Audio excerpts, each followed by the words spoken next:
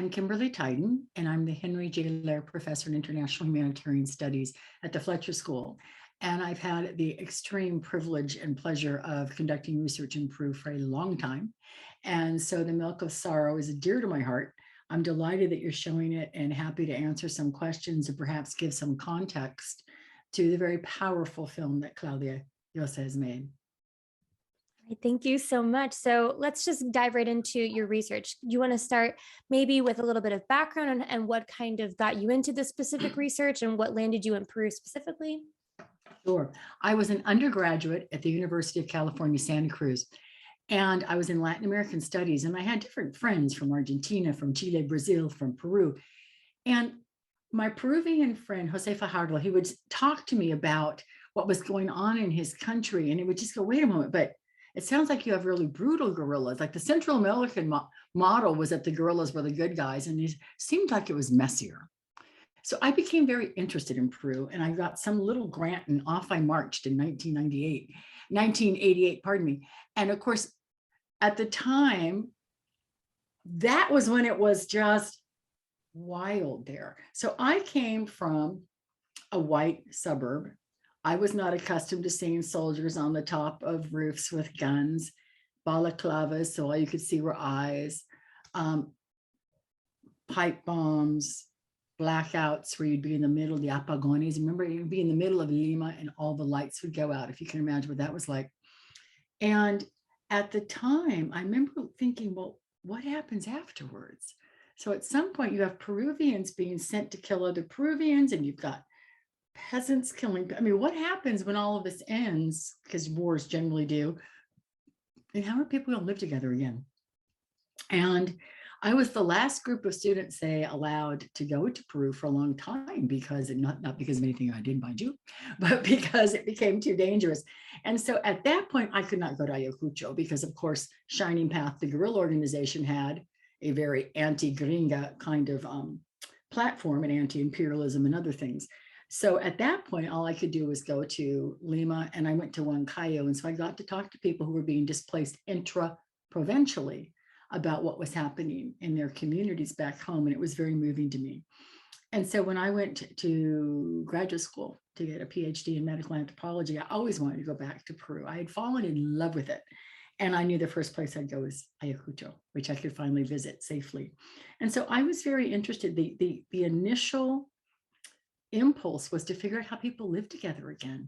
How do you, I mean, in any of the communities with which I've worked and lived, you've got the former guerrilla there, you got the guy he killed, then you've got the woman there and the peasant patroller who raped her. And that was the reality of every community that I had the pleasure of working with. And what do you do with that? How do people live together again after this kind of very intimate form of violence? So I was interested both in how people began the violence, but also how they stopped it. Like, how did they? What were the mechanisms people used to stop killing each other, frankly? And then I became very interested in the legacies of the violence. And I think part of that came from speaking with women. And the women would talk a lot about how the violence had gotten into their bodies, how it had affected them. And I realized the extent to which bodies are historical sites and their historical processes. And so the women would talk, and hence La Teta Asustada, about their deep concerns about how the violence, the painful memories had literally sedimented in their bodies, and what were they passing on to their children, right? And there were a variety of illnesses that people associated with the violence. But this idea of the milk of sorrow, as she so beautifully translated it, women were very concerned that their breast milk could be toxic to their children, that they would be passing their milk of pain and sorrow onto the children that they nursed. And so I became just fascinated also with what I call local biologies. There's this sort of this notion that there's culture elaborates on some universal biology. No, it doesn't. We all know that our bodies are porous. They interact with the environment. War gets under the skin. Toxic chemicals get under the skin. So I was very interested also in how war and its legacies get under the skin. What is life's signature on the body? And so that was part of what led me to think a lot more about women as keepers of the tale, the ones who communicate and tell you the communal histories, And then the ones who also give birth to a new generation in what may be a very painful environment, not only out there, but also just their own embodied selves. The sexual violence in Peru was massive. In every community I worked with where there was a military base, there had been sustained sexual violence practiced against the civilian population. What does it mean for women to become pregnant as a result of such violent circumstances? So I think that is also part of what women's concerns were. And of course, part of the legacies, which I realize is one of the issues you have. I mean, there were lots of legacies of the massive sexual violence, and one of them was kids, unwanted pregnancies, right? And what you do with those children. What do you believe you've transmitted to them? Are they normal? Can they be normal? Are they going to be violent like their fathers? Are they going to be the enemy that seeks revenge upon us? Those were some of the concerns that women most certainly had. And then turning to this beautiful film, people always ask me, well, did women actually put potatoes in their vaginas? Not that I know of, okay? But what I think Claudia picked up on in such a powerful way was how creative women were in trying to reduce the harm to themselves and others. I mean, the creativity was extraordinary. You have women padding their skirts. They thought, well, if we look pregnant, they won't hurt us. Women, usually in the Highlands, you wear beautiful white flowers and ribbons on your hat. They would start taking those off. So they hoped that they looked like they were very elderly, and they covered that they would not be raped. You had them fighting back with whatever they could grab. Women talked about defending themselves with sticks. And then some of the memories that will always stay with me were women who sacrificed themselves to save loved ones. And this was reiterative, whether it was walking up to a military base because they'd hauled off your husband, or they'd hauled off your son on the grounds that he was a terrorist, because you could just call anybody that and do whatever you wanted. And those women went up to the military base, and they knew it was going to happen. And they went anyway. And I had women just look at me and say, I would have done anything. I didn't care if there were 25 soldiers. I would have done anything to get my son back, and I did. There's some pride in that. And other women who talked about, the soldiers would come around at the houses at night, and they would engage in a lot of sexual violence. And women who, when they realized it was somewhat inevitable, would say, okay, with me, but you're not touching my daughter unless you're prepared to slit my throat first, right? So I began to see these as womanly narratives of heroism, of all the ways that women tried to keep themselves and the people they saw themselves as responsible for, but they tried to reduce the harm to them. And so that's part of what I think is so powerful about all the stories that women told, was to just understand what it is like to be a woman in and at war. Thank you so very much. And so you're talking about how Claudia Llosa took then what you've written, and of course what you're written, we're referring to Entre Prójimos, or Intimate Enemies. That's the English version of the text. And I believe, and I think I read this in an interview with you, you were not necessarily even aware that this was going to be kind of taken and converted and kind of transformed into a film. Is that correct? That is correct. And that's the wonderful thing. You put your work out in the world and you think, I wonder if anybody's ever going to notice. So here's how it happened. It was so lovely. So they were announcing the Academy. No, it was the Golden Bear in Berlin. And I started getting congratulatory messages of, I wonder what I've done. Clearly I did something right. What could it be? And so I go, and it was, Kimberly, haven't you seen The Milk of Sorrow, La Teta Asustada? And then, of course, when she was nominated for the Academy Award. And so I had no idea. And the good thing, I thought afterwards, what if I hated the film? Wouldn't that be awful? And I'd be forever associated. But no, I think it's just magnificent. I think it is an extraordinary film. And there's so much to talk about in terms of the imagery and how much she fits in with, at times, so few words, but just the images, and they're so impactful.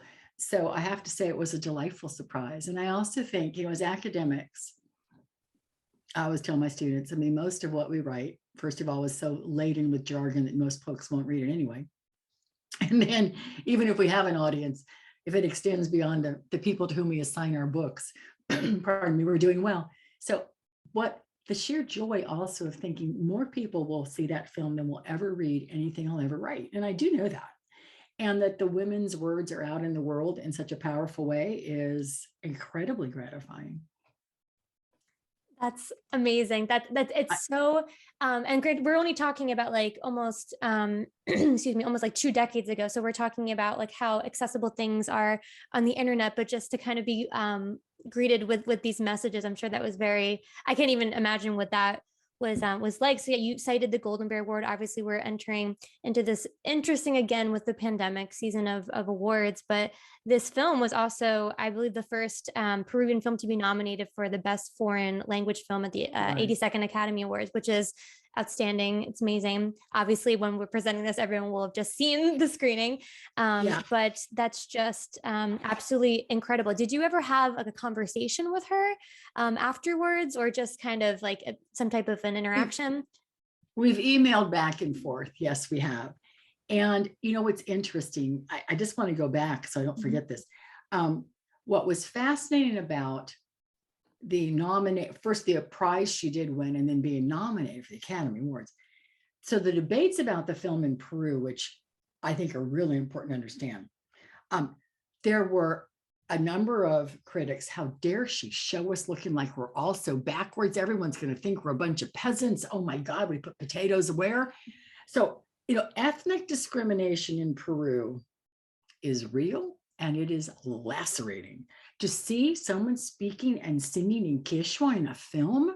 I remember when I first started working in Peru, way back when I started trying to learn Quechua, I was said, why would you want to dirty your pretty little white mouth with that language? That is the kind of thing people will say to you. So there was this, oh my God, how dare she show such poverty? Oh, good Lord, she's making us look like a backward country. Now, I think Magali Solier, who is Fausta in the film, it was so wonderful at one point when they were saying, how dare they? She said, bueno, and she said it in Spanish, I'll say it in English here, but you know, if los gobernantes, if the people who run this country want to show off a well-developed country, well, then they should make one. So I really loved it. She's been a very powerful spokesperson, right? I mean, she's used her platform in really fabulous ways to really push back at some of that discrimination. And I have to say, you know, so national pride meets, oh God, but that film. And at the end of the day, the first Peruvian film nominated, I mean, you couldn't help but be a little bit proud. There was a big showing in the plaza in Huanta. And what was also powerful to me was not only, you know, congratulations, which I loved getting, but I also had a number of young people reach out to me. And this was so powerful and say, I saw the film, now I've read your book, and now I know why I am the way I am. So, you know, there's this powerful moment in the book when you find, well, Fausta is always terrified of everything. She was born that way. And the idea, again, that her mother, what she had passed to her, right, when she was in utero and with breast milk. And it's at the beginning of the film, there's something I really like to draw people's attention to. When the mother's in bed and she's singing, that is Harawi. So Harawi is a quintessentially women's singing style in the highlands, in Quechua-speaking communities. And the singers of Harawi are always elderly women. This may have changed over the centuries, but now they're elderly women. So if you have a christening or a birth or the inauguration of a railroad, or the road coming into your town, you call out the singers of Harawi, and they on the spot, the tones are always very central, and it's so high pitched, I can't do it. It's to mimic the birds that sing. And my voice does not sing like a bird, so I'll spare you that. But they sing in this very high pitched way, but the words they make up on the spot. It is a way of historicizing in the minute. So for instance, I remember when they were inaugurating a road in one community, the women go out, here comes the Senor Alcalde, the Grand Mayor, walking our Camino Real, they call it, which is like this unpaved road.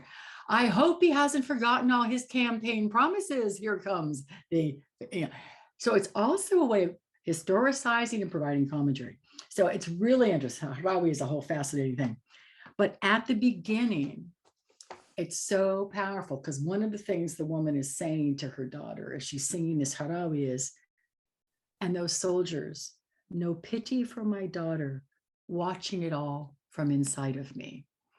And that doesn't actually get translated. It's so unfortunate because that translated is so important.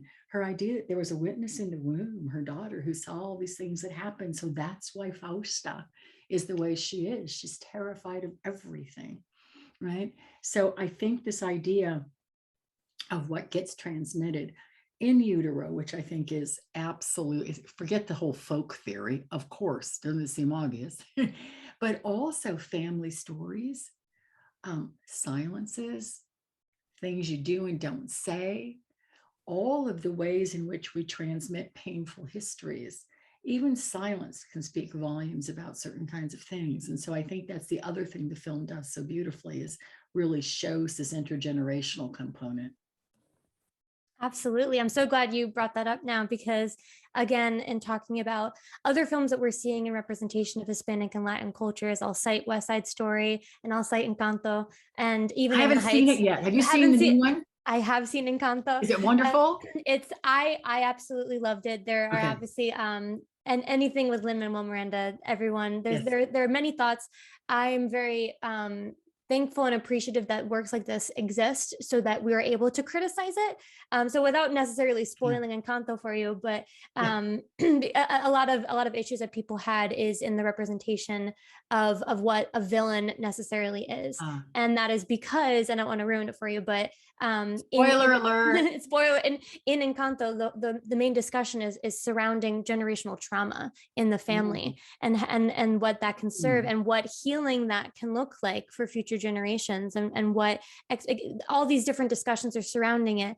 Obviously, in the Spanish classes that I've been teaching, I'm here with students and I'm asking, have you seen Encanto? Like it's accessible, it's on Disney Plus, and they're like, no.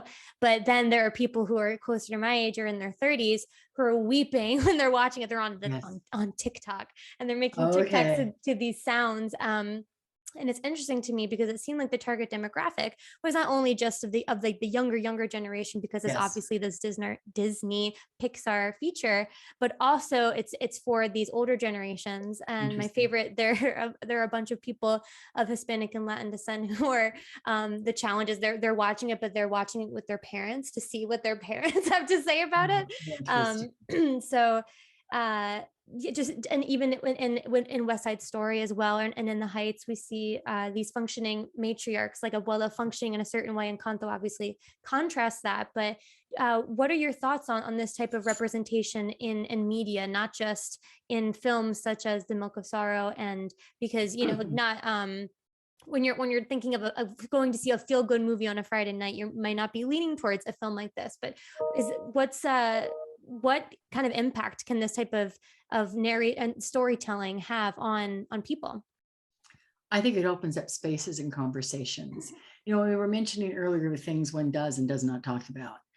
One of the things that people tend to be very uncomfortable discussing is sexual violence and its legacies. We put the blame on the victim. Were you wearing a miniskirt? Why were you walking down that street? Did you have something to do? I mean, I always, because I've worked a lot on the issue of sexual violence and have many things to say, but there is no other crime in which we blame victims as much as we do around questions of sexual violence. And then, and I've railed against this long and hard, we place the narrative burden on the victims. Convince us it happened. Tell us 14 times, give us your testimony. The suspicion and the doubting of survivors of these forms of violence. One of the things this film has done is opened up some space to have conversations about ethnic discrimination, the devaluation of everything Quechua in Peru, and also to talk about the sexual violence that was massive in that country and remains to this day underreported for all the reasons that we know. So part of what I appreciate, I talk a lot about narrative burden because I do think it's like, who is tasked with producing certain histories? And, when a truth commission comes through and women tell their story for the 43rd time, sometimes it's healing and sometimes it's just re-victimizing. And I think the film opens a space for us all to have this conversation. I think that we all, as humans in any kind of society, if we know that people are being injured, we have a role to say something about it rather than wait for the survivor to finally speak up. If we know about it, we should do something about it. So I do think it's open to space to talk about this particular form of violence, which remains unabated in Peru. I mean, this is part of the problem is, I work in transitional justice. We do truth commissions and we do trials and all this. The violence we seem incapable of stopping, the guarantees of non-repetition that are enshrined in transitional justice and reparations. It's certainly not gender-based violence. Look how violent many of these countries remain. The post-violence violence, it targets women and girls and sexual minorities overwhelmingly. What has not changed? And so I do think the film, any film that opens some space for all of us to talk about sexual violence and to acknowledge that it happens, I think that's very important. Absolutely. It's on all of us to talk about it, not just the people who've had to survive this kind of violence. It's just wrong. Absolutely. I could not agree more. Thank you so much for that. Just a couple more things. I didn't really touch on this in your writing. And obviously then, of course, I mentioned the Magic Latin film. But even like in the first couple of chapters, or even the first moments within this book, the notes of magical realism. Would you like to talk a little bit about that? Sure. I think it's an interesting thing.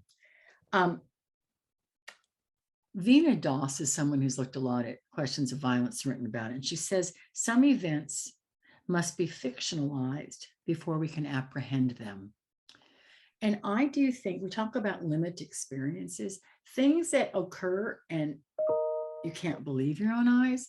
I cannot tell you how many times people assured me that they saw things they've never seen before. We didn't know people could do these things. I've had people assure me the sun was shining a different color during the violence. I swear to you, Kimberly, it was. And the birds flew differently. Part of it is reading signs and portents, but also there is this perceptual recalibration. I mean, and forgive me, these are painful experiences, but if you see somebody cut an old woman's tongue out because she had the audacity to speak, I mean, what could be more surreal than that? So I sometimes think that the magical realism allows some of that perceptual disorientation back in. It allows us to sort of suspend, because I do think extreme violence suspends our notion of the normal moral economy in which we live, in which there's some controls on what humans do to each other. And so I think magical realism also allows for that space in which it is already surreal. This magical realism just shows you that it is. Does that make sense? I mean, sure, she didn't put potatoes, but look at all the other things women did. It's just a slight twist that makes you say, what? And then to think about all the ways in which people confront and try to survive, resist through these extraordinary periods. And if there's one of the things I always conclude thinking about Peru is people's tenacity for life. They're just their belief that it could get better, that they want it better for their children. That is just an extraordinary human capacity. Amazing. Thank you so much. And then my final question I had in regards to just, again, it's so fascinating to me seeing how, you're doing this work and you're thinking about in the world of anthropology, and then it's obviously kind of transcended over to another world almost. So what kind of an impact does film have on anthropology? Well, first of all, my next life, I want to be a film director. I do think visual anthropology, oh my gosh, I would love it. I think we should write. I suppose I think as an academic, I have some responsibility to do something in the world and not just write something that 5 other people read and highlight it and then say, God, I hated that. I think we should be constantly participating in public debate. You can't be neutral with regard to the issues I work on. It'd be impossible to be neutral. In fact, I love, it was Nelson Mandela to be, oh no, Desmond Tutu just passed away, which is But you see, to be neutral in the face of oppression is to be on the side of the oppressor. So I think whatever platform we have, whatever space we are given, every time I'm in the classroom, I hope I'm a change agent. I hope that I'm constantly trying to think, to push people to think a little bit more about these things. So the connection between anthro and film, I don't think it's that common that anthropological works are turned into films. And then I think we should ask ourselves why we don't write books that make people feel inspired to do so. And we should try for that. Amazing. So if anyone would like to connect with you, do you have any platforms of your own that you kind of post on, or any type of forum that you have? Yes, I do. I have www.kimberlytheidon.com. And Amazing. people are Thank you. always send me an email if you have any questions or what have you. I do think it's such a powerful film. I hope you all enjoy it. Thank you so much for your time. My Thank you. pleasure.